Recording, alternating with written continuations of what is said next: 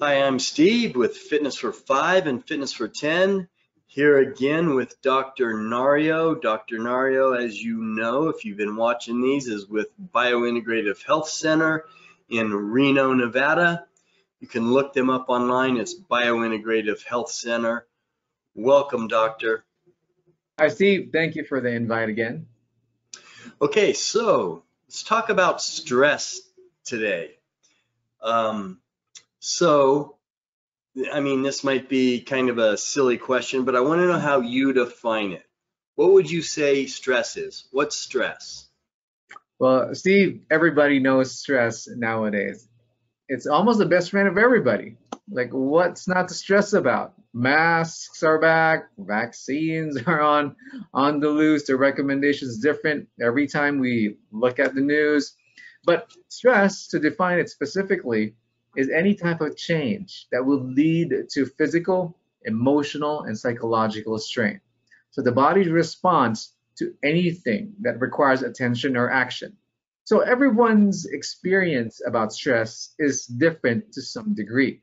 So it's very subjective. So let's talk about, yeah, COVID leads to the stress of should I wear something to protect myself? Should I stay away from a sick person? Or even dropping a hammer on your toe. Some people would just smile it out, but some would be crying like a wimpy kid. So it's the way to respond in terms of how you feel, and that makes a big difference to your overall well-being. And one of the most common, and also it's one of the most common but underdiagnosed health problems of our society nowadays. All ages, occupations, races, social and economic groups are affected by this, and a contributing factor also to many chronic illnesses and a trigger to many chronic conditions.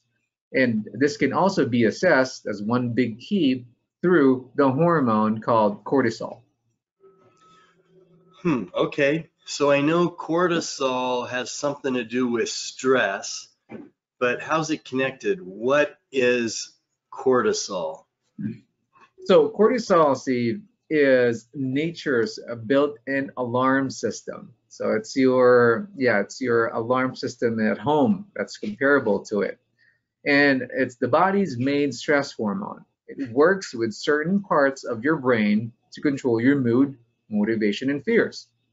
It comes from the gland called adrenal glands. It's a triangle-shaped organ that's sitting on top of your kidneys, and it affects or it can actually regulate carbs, fats, proteins, the inflammation of the body, controls blood pressure, increases blood sugar, controls sleep-wake cycles.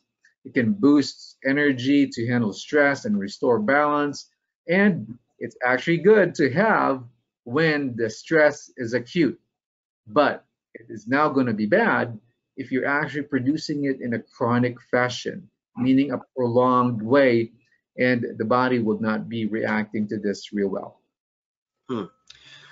Okay, so I hear this is bad or that's bad when people are talking about cortisol. So what are some of the negative effects?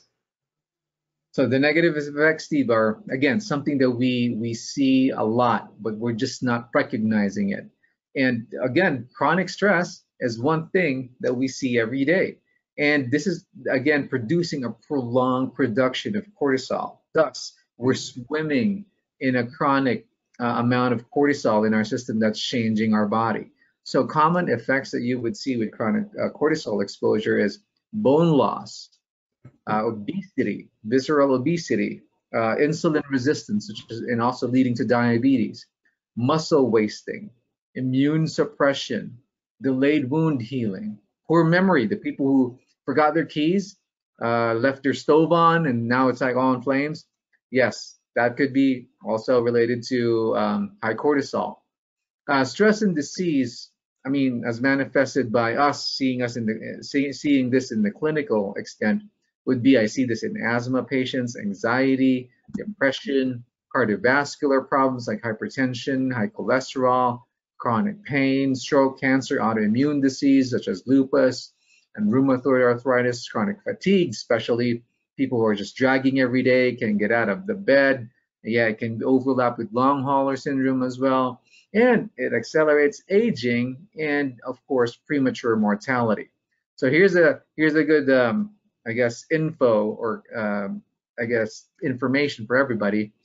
Childhood stress can also be seen in children who are actually still in the womb of their mothers.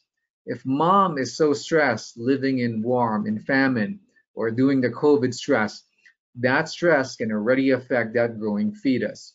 And as they grow up, they are now more predisposed to more physical illnesses and mental illness. And we're talking about cardiovascular problems, anxiety, depression. These are the children who are actually going to be more prone to have this. And stress, again, as I mentioned to you, associated with lowered immune system and destruction of our good guys in our gut, the microflora. And this, it also destroys the connections in our brains to lead to dementia and even Alzheimer's. So I'm assuming that cortisol fluctuates throughout the day. Is there a way to know how much cortisol our body's producing, or how do you measure it? Is there a way? There is a way. The thing here, Steve, I want to mention about the common tests that, of course, the doctors, the conventional docs do it, and how we do it. So measuring cortisol is very tricky. It comes up, it goes down, you don't know when to catch it, when to get a good view of it. So the common test that we do is what we call an 8 a.m. serum cortisol, meaning one blood draw in the morning when we want to see how the adrenal glands are functioning and spitting out cortisol. Another one would be a 24-hour urine, meaning you're going to be walking around your whole house with a jug collecting pee, and then you're going to send that to a lab. These two tests are not really accurate. Why is that? Because it's only a glimpse of time, meaning you're not catching it throughout the day. You're not getting a bigger picture. So which one is accurate? The more accurate one is through a urine sample or a salivary sample, which you take for 24 hours, almost 24 hours, and you will have representations of, like, let's say I took the sample at 5, I took a sample at 10, and then at 2 o'clock in the morning, and then it will be written in a graph. So you can see the actual whole picture of how your cortisol is being sput out. So the thing here is, what we want to see is the diurnal pattern. So what is a diurnal pattern? Up in the morning and it's down and almost in the evening.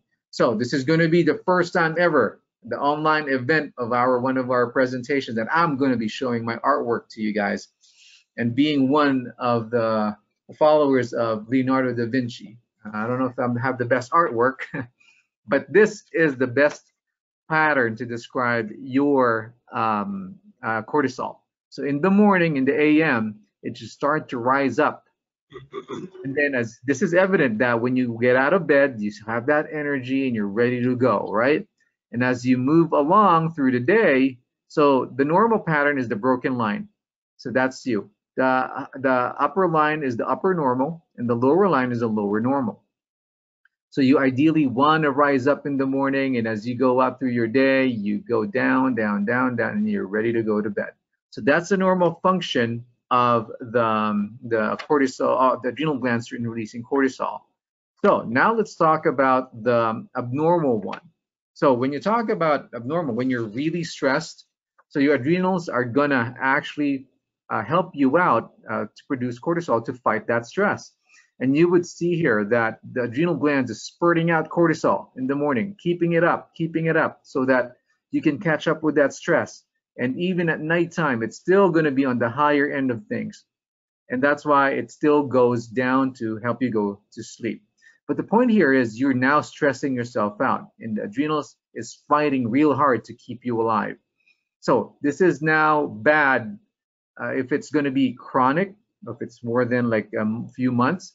It's going to be good if it's going to start as an acute event, or it's an early event for the patient to have. Now, this is the worst thing to have in your chart.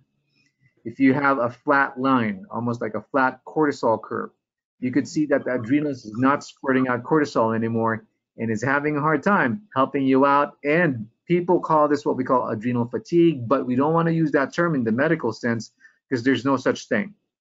because it's just cortisol is not getting sput out by your adrenal glands. And when you have this curve on your result chart, you are more prone now to autoimmune diseases, cancer, cardiovascular diseases, and other illnesses that are out there. Just through your cortisol curve, we can predict that. So does cortisol increase glucose? It does. So the thing here is when you, a good clue here is when you're in the morning, when you need to, because you're fasting, right? And you need to jump out of bed. So you need that spit of glucose. You haven't had breakfast yet, so where's the source of energy? Where's it coming from? It'll be coming from your adrenal glands and from your storage that you have, and you created your own. And then you get yourself towards breakfast so that you can eat again. But that's when cortisol kicks in and gives you an immediate rush of glucose.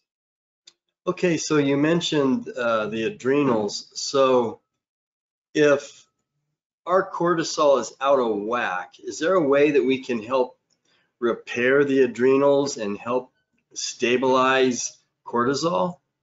Yes, we can. So Steve, there are many ways in how to do this, but the common ones that I always want to emphasize to patients would be meditation, exercise, and stress relieving techniques. So there's so many ways in how you do that. Go walk out in the park, go hike, go spend family time. And again, these are the heart and the foundations of everything. But we have what we call herbal adaptogens. Herbal adaptogens have been used for thousands of years all over the world. And this actually helps with stress tolerance. It also helps lower the cortisol. And if it's high, and if it's low, it can also raise it back again to, I showed you the normal curve. You want to be in the middle. So it maintains that healthy balance.